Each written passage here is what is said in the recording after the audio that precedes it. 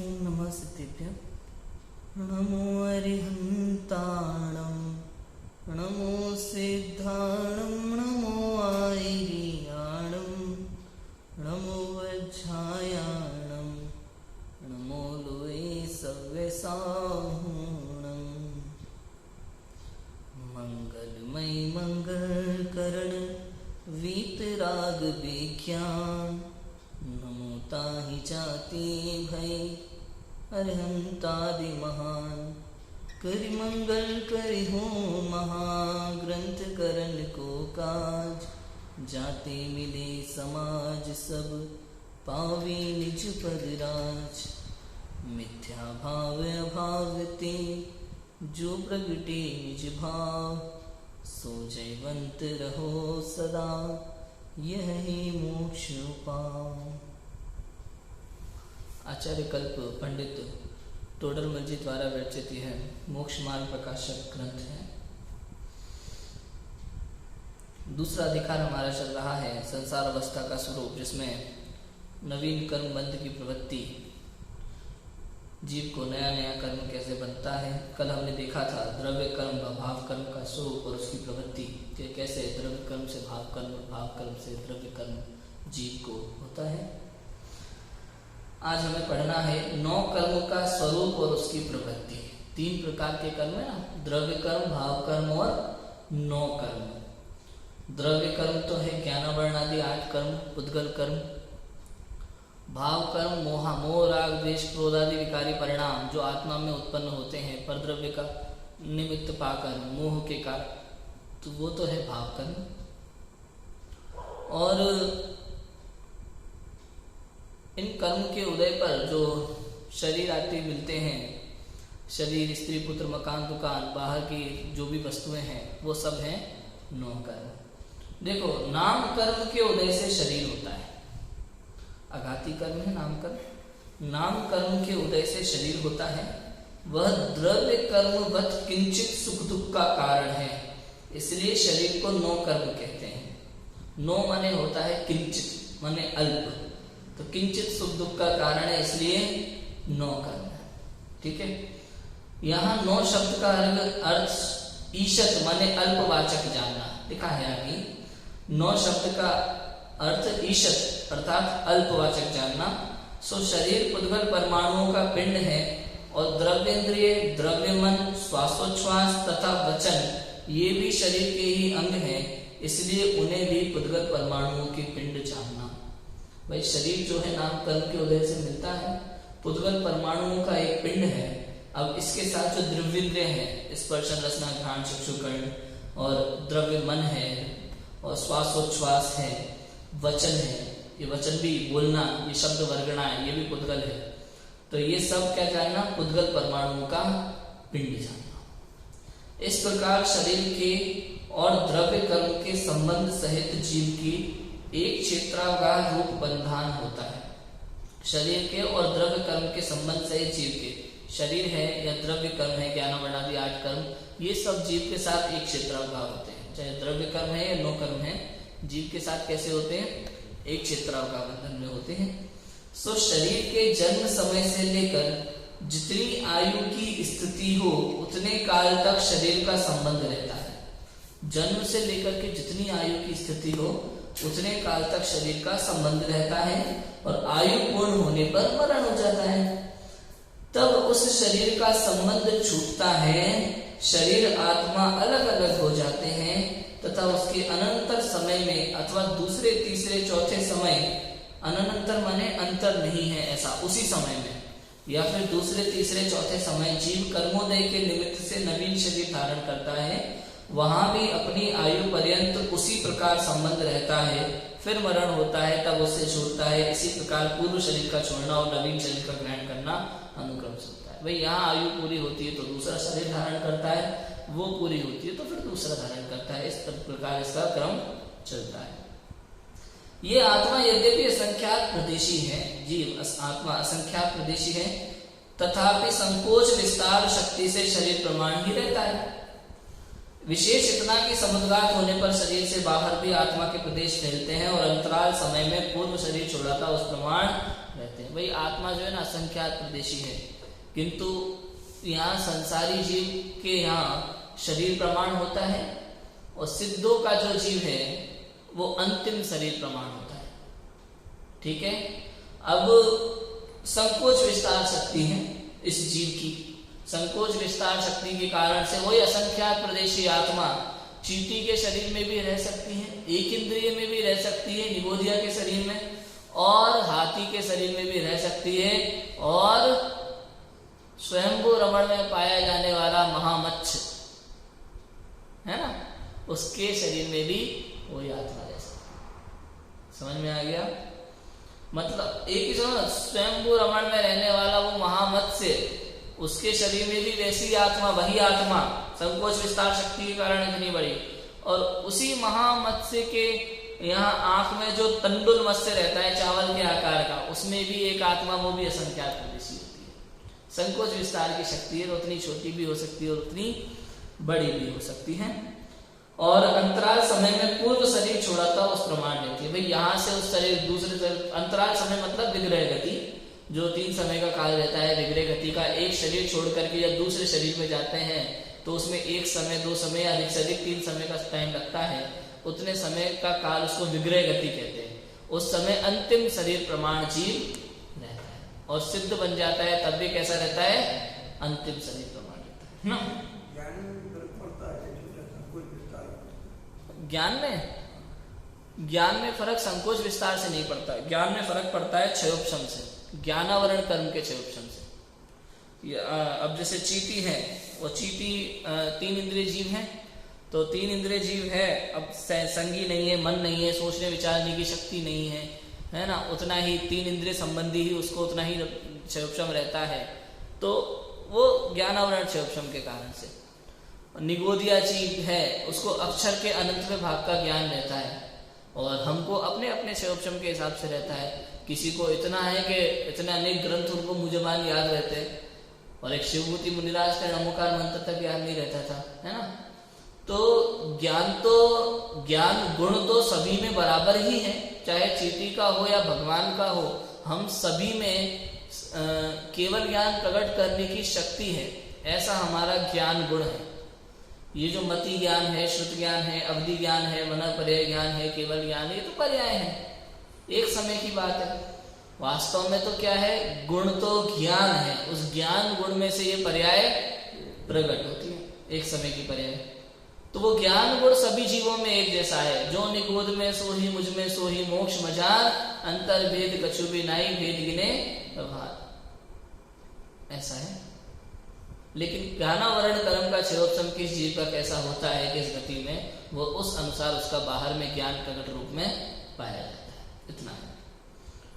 इस शरीर के अंगभूत द्रव्येंद्रिय और मन, उनकी सहायता से जीव के जानपने की प्रवृत्ति होती है, तथा शरीर की अवस्था के अनुसार मोह के उदय से जीव सुखी दुखी होता है, तथा कभी तो जीव की इच्छा के अनुसार शरीर प्रवर्तता है, कभी शरीर की अवस्था के अनुसार जीव प्रवर्तता है, कभी जीव अन्यथा इच्छा रूप प्रवर्तता है, पुद्गल अवस्था अन्य इच्छा रूप प्रवर्तता है, पुद्गल अन्यथा अवस्था रूप प्रवर्तता है। इस प्रकार इस 9 कर्म की प्रवृत्ति जानो। भाई शरीर के अंगभूत हैं द्रव्य इंद्रिय और मन वगैरह, अब उनकी सहायता से जीव के जानपने की प्रवृत्ति होती है। जैसे पानी की टंकी है ना, 4-5 नल लगे हो, तो ऐसे नलों में से पानी खोलो तो उन नल के सहारे पानी बाहर आता है। ऐसे ये इंद्रियां हैं, ज्ञान तो पूरा है, स्पर्शन इंद्रिय के माध्यम से जाना जाता है, चक्षु इंद्रिय के माध्यम से जाना जाता है, अलग अलग प्रकार से ये इंद्रियां हुए हमारी नल, इनके माध्यम से हम जानते हैं ना, जीव के जानपने की प्रवृत्ति होती है। तथा शरीर की अवस्था के अनुसार मोह के उदय से जीव सुखी दुखी होता है। शरीर की अवस्था जैसी होगी, जितने इंद्रिय का जीव है, जैसी शरीर की वर्तमान में अवस्था है, मोह के उदय से जीव सुखी दुखी होता है। शरीर की अवस्था, लेकिन उसमें सुख दुख का कारण नहीं है। कारण क्या है? मोह का उदय। अब शरीर की अवस्था बहुत अच्छी है तो जीव अपने आप को सुखी महसूस करता है, बुरी है तो दुखी अनुभव करता है। तबीयत खराब है, बीमार है, फोड़े फुंसी हो रहे, तो अपने आप को दुखी अनुभव करता है। किसी का शरीर मोटा है तो वो अपने को मोटा मान के दुखी है, किसी का पतला है तो पतला मान के दुखी है। वास्तव में तो वो जो मोटा पतला शरीर है, आत्मा तो जैसा है वैसा है। कोई गोरा होके दुखी है तो कोई काला होके दुखी है, परेशान तो है। गोरा नहीं काला नहीं भगवान आत्मा, ये नहीं समझ में आता। मोटा नहीं पतला नहीं भगवान आत्मा। भगवान आत्मा ना गोरा है, ना काला है, ना मोटा है, ना पतला है, जीव वैसे परेशान है। इसलिए लिखा है यहाँ कि मोह के उदय से जीव सुखी दुखी होता है। अब देखो, शरीर की नाम कर्म के अनुसार प्रवृत्ति है वास्तव में, तो ये नाम कर्म के उदय से आपकी शरीर की अवस्था है, प्रति समय इसका उदय चल रहा है। अब आपके जो भी मोटा होना है, पतला होना है, ये सब कर्मोदय का ही फल है। आप सोचो भाई जिम जाके हो जाएंगे, कि कच्ची सब्जियां खा के हो जाएंगे, कि ये करके हो जाएंगे, कि वो करके हो जाएंगे, भाई ये निमित्त बन सकता है। वो भी निमित्त तब बनेगा जब काल लब्धि होगी, अन्यथा नहीं। आप सोचो कितने लोग हैं ज्ञान देने वाले शरीर की अवस्था के ऊपर संसार में। आप कहीं भी खड़े हो जाओ तो आपको हर व्यक्ति अलग अलग प्रकार का ज्ञान दे देगा। एक ही डॉक्टर के पास एक ही इलाज के लिए 50 लोग जाते हैं, लेकिन सब वैसे के वैसे ठीक नहीं हो जाते। बात समझ में आ रही है कि नहीं आ रही? क्यों? क्योंकि काल लब्धि और कर्म का उदय किसी का कभी कैसा है, किसी का कभी कैसा है, किसी का कभी कैसा है, उसी अनुसार कार्य बनता है। निमित्त जो हो सो हो, जैसा है सो है। और ऐसा हो सकता है कि समय ऐसा आ जाए कि आपको उसी डॉक्टर के यहाँ इलाज कराने से, उसी दवाई से, उसी निमित्त से आपका मोटापन या पतलापन दूर होना हो, तो वो कार्य भी होता है। वो देखिए 3 इडियट पी के मूवी है आमिर खान की, उसमें क्या होता है, सब लोग पी के सब लोग कहते हैं भगवान तुम्हारा रिमोट दिला सकते हैं। उसको दूसरे गोले पे जाना था, रिमोट ढूंढ रहा था उसके लिए घर जाने के लिए। तो सबने, पुलिस में रिपोर्ट लिखाया, इधर रिपोर्ट लिखाया, मांगे, इधर उधर ढूंढे, नहीं मिले। तो सब एक भाई भगवान जाने, भगवान ही तेरी मदद कर सकते हैं, भगवान ही तुझे दिला सकते हैं। पहुंच गया जगह जगह। अब वहाँ एक मूर्तियाँ बिक रही थी भगवान की। अब उसने पूछा भाई कितने की है? ये छोटा वाला 50 का, बड़ा वाला 100 का। कि दोनों एक जैसा काम करते हैं, छोटा वाला भी उसी हिसाब से काम करेगा जैसा बड़ा करता है, दोनों सेम है, बस खाली साइज का फर्क है। अच्छा, तो उसने ले लिया भाई 50 रुपए का, और वहाँ कोने में जाके बैठ गया, सामने भगवान को रख के, एक हाथ में भगवान बहुत भूख लगी है, कुछ खाने को दे दो। अब इतनी देर में कोई प्रसाद बांटने वाला आया था फल लेकर के लाइन से, तो इसी लाइन में उसके हाथ में आ गया। उसने जैसे ही मांगा वैसे हाथ में आ गया। अब बड़ा खुश हुआ, अरे ये भगवान तो काम कर रहे हैं, जैसा मैंने मांगा था वैसा मुझे मिल गया। बड़ा खुश हुआ पहले तो, आउट ऑफ कंट्रोल एकदम। अब उसने कहा कि भाई भगवान को सामने रख के हाथ जोड़ के, भगवान मेरा रिमोट दिला दो, अब नहीं मिल रहा है। वहां जाता है, बैटरी तो खत्म नहीं हो गई इसमें अंदर। क्या हुआ? ये क्या हुआ? काल लब्धि है। कभी कभी ऐसा होता है कि उसी समय आपका कार्य होना होता है, वो निमित्त बनता है। कुछ भी निमित्त नैमित्तिक संबंध समय के अनुसार होते हैं। आधे से ज्यादा लोगों को ऐसा लगता है कि हमने ऐसी मन्नत मांगी थी, ये किया था, उसके अनुसार कार्य हो गया। ये सब बकवास है। आपके जीवन में जो कुछ भी अच्छा या बुरा होता है, केवल आपके कर्म का उदय से होता है, और किसी चीज से कुछ नहीं होता। मंत्र करो, तंत्र करो, इधर उधर जाओ, उधर जाओ, कुछ भी करो, यदि आपके पुण्य का उदय है तो 3 लोग के इंदोवा जिनेंदोवा आपको एक नुकसान नहीं पहुंचा सकते। और यदि आपका पाप का उदय है तो इंदोवा जिनेंदोवा, इंद्र और जिनेंद्र मिलकर आपकी मदद नहीं कर सकते। इतना समझ लेंगे, सुखी हो जाओगे इतना मान लिया तो, भटकना नहीं पड़ेगा जाना, अपने आत्म कल्याण में लग जाओगे इधर उधर भटकने के बजाय। इतना समझ लिया तो बस, समझ आया? तो किससे सुखी दुखी होता है ये जीव? मोह की वजह से। प्रवृत्ति है ना, शरीर में अपनेपन की प्रवृत्ति है, मोह है, मेरा है, ऐसी ममत्व परी की प्रवृत्ति है। तो जरा सा कुछ हो जाए, अपनी सोच के प्रतिकूल हो, अपनी इच्छा के प्रतिकूल हो तो दुखी होता है, और अनुकूल हो तो सुखी अनुभव करता है। ऐसा है। तथा कभी तो जीव की इच्छा के अनुसार शरीर प्रवर्तता है, ऐसा भी होता है। और कभी शरीर की अवस्था के अनुसार जीव प्रवर्तता है। भाई जैसे शरीर के अनुसार वैसा जीव अपने आप को फील करता है। जैसे कहते हैं ना भाई इनका तो शरीर हष्ट पुष्ट है, तो वो भी क्या बोलते हैं उसको, फ्रेश रहता है, एकदम चुस्त, एकदम क्या बोलते हैं उसको, स्फूर्ति में, है ना। और कभी जीव अन्यथा इच्छा रूप प्रवर्तता है, उद्गल अन्यथा अवस्था रूप प्रवर्तता है। कभी जीव कुछ अच्छा कर रहा है सब कुछ, लेकिन शरीर खराब ही हो जा रहा है, ऐसा भी होता है कि नहीं होता। ऐसे कितने लोग हैं डेली एक्सरसाइज करते होंगे, दौड़ भाग करते होंगे, सुबह से लेकर शाम तक गार्डन में घूमते होंगे, हंसते भी हैं, चहल पहल भी करते हैं, डॉक्टर जो जो बताता है वो सब करते हैं, लेकिन उसको भी हार्ट अटैक आ जाएगा कि नहीं आएगा बताओ। माइकल जैक्सन के साथ क्या हुआ था? जीवन भर उसने अपने आयु बढ़ाने की कोशिश की थी कि मैं मरूं नहीं, इसके लिए उसने दुनिया भर के टीम टाम किए थे, कई तरह की तो दवाइयां हो, कई तरह की उसके सब चीजें, पूरी व्यवस्था थी उसकी जल्दी ना मरूं, लेकिन बहुत जल्दी मरा वो।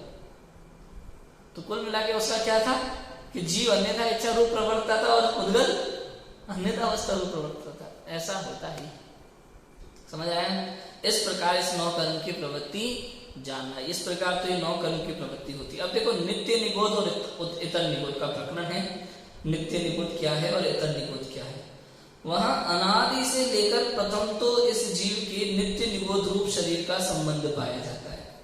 वहां नित्य निबोध शरीर को धारण करके आयु पूर्ण होने पर मरकर फिर नित्य निबोध शरीर को धारण करता है। देखो अनादि से लेकर प्रथम तो इस जीव के नित्य निबोध रूप का शरीर का संबंध पाया जाता है।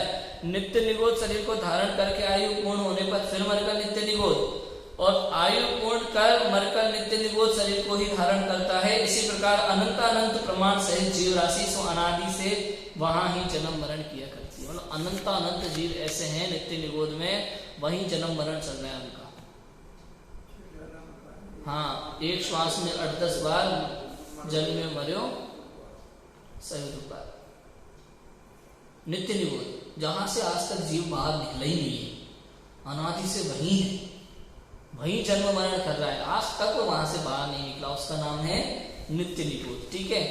तथा वहां से 6 महीना 8 समय में 608 जीव निकलते हैं नियम से। 6 महीने 8 समय में कितने जीव निकलते हैं? 608 जीव निकलते हैं। वे निकलकर अन्य पर्यायों को धारण करते हैं।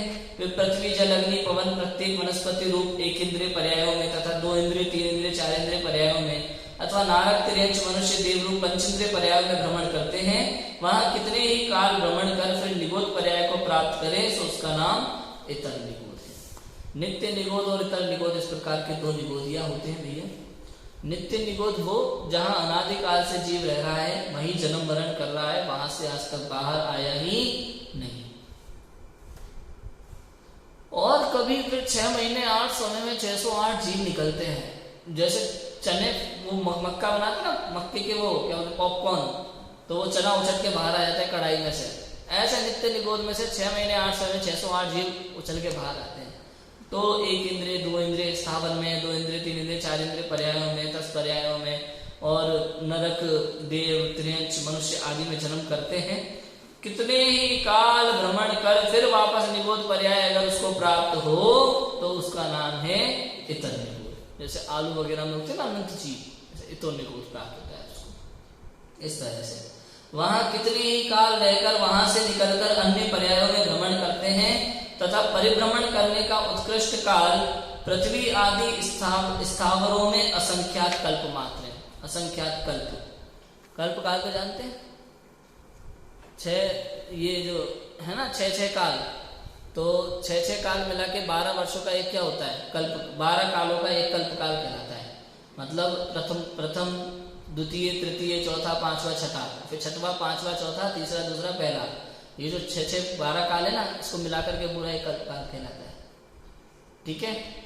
अब देखो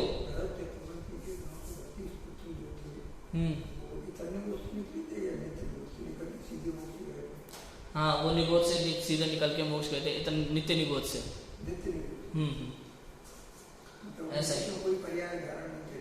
हाँ, बिल्कुल ऐसा ही कथन आता है कि निबोध से निकले और सीधे मोक्ष गए, कहीं और जन्म मरण उनको करना ही नहीं पड़ा।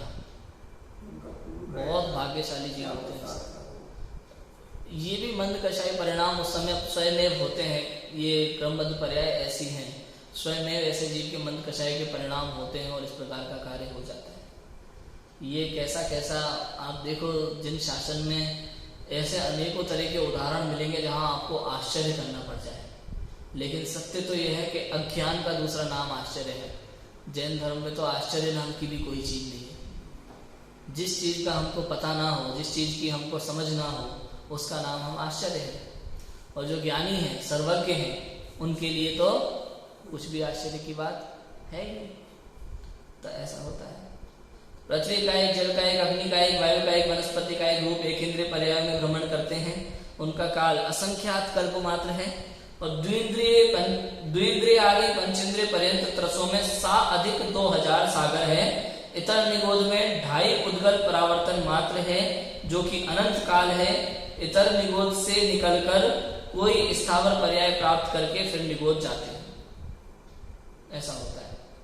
मतलब निगोद से निकले, एक इंद्रिय द्विंद्रिय आदि पर्याय धारण की, त्रस पर्याय धारण की, पंचेंद्रिय पर्याय धारण की, ये सब करने के बाद में फिर वापस कोई स्थावर पर्याय प्राप्त करके फिर से निगोद में जाता है। इस प्रकार का यह होता है। और स्थावरों में असंख्यात कल्प मात्र इनका काल है। और द्विंद्रिय आदि पंचेंद्रिय त्रस पर्यायों में इससे अधिक 2000 सागर। मतलब एक बार निगोद से निकला तो इतना इन त्रस पर्यायों में भ्रमण करेगा, उसके बाद फिर निगोद में चला जाएगा। तो इतर निगोद में 2.5 उद्गल परावर्तन मात्र काल है। फिर वापस निगोद से निकलकर एक इंद्रिय आदि पर्याय में आएगा। 2.5 उद्गल परावर्तन काल पढ़ा था ना पहले, पंच परावर्तन। तो उद्गल परावर्तन माने द्रव्य परावर्तन, ठीक है ना। तो 1 द्रव्य परावर्तन, 2 द्रव्य परावर्तन और फिर आधा द्रव्य परावर्तन। इतना 2.5 उद्गल द्रव्य परावर्तन है। 2.5 उद्गल परावर्तन या द्रव्य परावर्तन मात्र है इतर निगोद का काल। फिर वहां से वापस एक इंद्रिय आदि पर्यायों में आता है। इस प्रकार एक इंद्रिय पर्यायों में उत्कृष्ट परिभ्रमण काल असंख्यात उद्गल परावर्तन मात्र है, तथा जगन्य तो सर्वत्र एक अंतर्मूर्त काल है। इस प्रकार अधिकांश तो एक इंद्रिय पर्यायों का ही धारण करना है, अन्य पर्यायों की प्राप्ति तो काकतालीय न्यायवत जानना। काकतालीय न्यायवत जानना अर्थात आप समझना।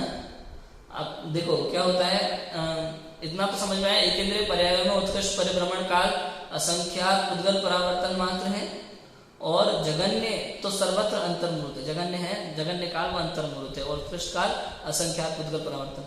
तो इस अधिकांश तो एक इंद्रिय पर्यायों में ही जन्म मरण होता है, अन्य पर्यायों की प्राप्ति अर्थात त्रस पर्यायों की प्राप्ति तो काकतालीय न्यायवत जानना। अब काकतालीय न्यायवत क्या होता है, जैसे मान लो कोई कुछ छुड़ा करके, और रोटी का टुकड़ा है मान लो, छुड़ा करके लेकर के जा रहा है, ठीक है, और किसी के हाथ से छूट गया और काक के चोंच में आ गया, है ना, या फिर काक माने कौवा, और कौवे की चोंच से छूट गया और नीचे किसी के हाथ में आ गया। इसको बोलते हैं काकतालीय न्याय, है। मतलब बड़ी मुश्किल से ऐसा होता है, छूट करके चोंच में, भूख लग रही थी, कोई लेके जा रहा था, उसके हाथ से छूट गया और चोंच में आ गया। ऐसा काकतालीय न्यायवत, इतना जानना। इस प्रकार इस जीव को अनादि से ही कर्म बंधन रूप रोग हुआ है, ठीक है। अनादिकाल से इस जीव को कर्म बंधन रूप रोग हुआ है। अब ये कर्म बंधन रूप रोग हुआ है, अनादिकाल से ये बताया जीव को। अभी क्या चल रहा था, ये कर्म बंध का निदान, कि आपको बीमारी क्या है। शुरू में उदाहरण बताया था कि भाई वैद्य के पास जीव जाता है तो सबसे पहले उसे रोग का निदान बताते हैं कि भाई तुम्हें रोग क्या क्या है, उससे कैसी कैसी अवस्थाएं हो रही है, फिर उसका उपाय वगैरह बताते हैं, है ना। अभी यहाँ पे इन्होंने बताया कर्म बंधन का निदान, कि आपको किस किस प्रकार कर्म का बंधन होता है। अब कर्म बंधन रूप रोग से निमित्त से होने वाली जीव की अवस्था, भाई किस प्रकार कैसा अभी चल रहा है आपका, ये तो समझ में आ गया। अब उससे होने वाली जीव की अवस्था, अब ये जो रोग तुम्हें हुआ है उससे तुम्हें क्या क्या परेशानियां हो रही हैं, वो सब अभी यहाँ पे बताने वाले हैं। पढ़ते हैं अपन। इस कर्म बंधन रूप रोग के निमित्त से जीव की कैसी अवस्था हो रही है, सो यहाँ कहते हैं। देखो, ज्ञानावरण, दर्शनावरण, कर्मोदन्य जन्य अवस्था, मति ज्ञान की पराधीन प्रवृत्ति इत्यादि पूरा प्रकरण यहाँ है,